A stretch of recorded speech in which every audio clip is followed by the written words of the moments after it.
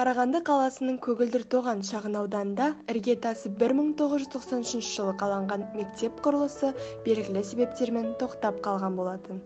Көгілдір Тоғандар ықшам ауданында ата-аналар өтінішімен мектеп салу керектігін естіген жеке кәсіпкер Шахмерденов Бағдат Төшкенұлы 1999 жылы сауда орталығын жасамақ ниетпен сатып алған ғимаратты мемлекетке қайтарады. 2001 жылдың 30 қаңтарында елбасы Нұрсұлтан Назарбаев Астанада өткен әкімдердің республикалық кеңесінде ел тәуелсіздігінің 10 жылдығына орай 2001 жыл бойы ғасырлар эстафетасы деп атауға болатын бүкіл халықтық акция өткізуге болар деп баршаны елең еткізген идеяны ортаға салған болатын.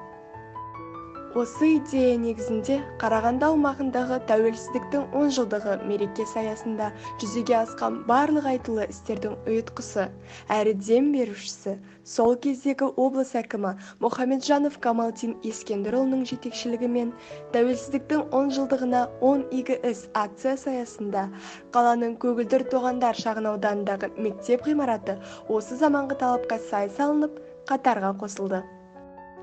Нөмірі 77 мектеп балабақша кешені 2001 жылдың 1 қыркүйегінде ашылды. Бала тағдырын ойлаған республикалық бөбек қорының төрағасы Сара Алпысқызы Назарбаева Көгілдір Тоғандар ықшам ауданындағы мектептің ашылуына зор үлес қосқанын айтқымыз келеді. Мектептің ресми ашылу салтанатына Қазақстан Республикасының тұңғыш президенті, елбасы Нұрсұлтан Әбішұлы Назарбаев пен Сара Алпысқызы Назарбаеваның қатысқаны шағын аудан тұрғындары үшін зор мәртебе болды. 2001-2002 жыл аралығында мектеп директоры болып Әміров Мартбек Төлеукешұлы қызмет етті. Ал 2002-2009 жыл аралығында Оспанова Майра Мәшкенқызы мектеп басшысы болса, 2009 жылдан бастап Жандыбаева Зайра Рахметалиевна мектеп директоры болып қызмет атқарып келеді.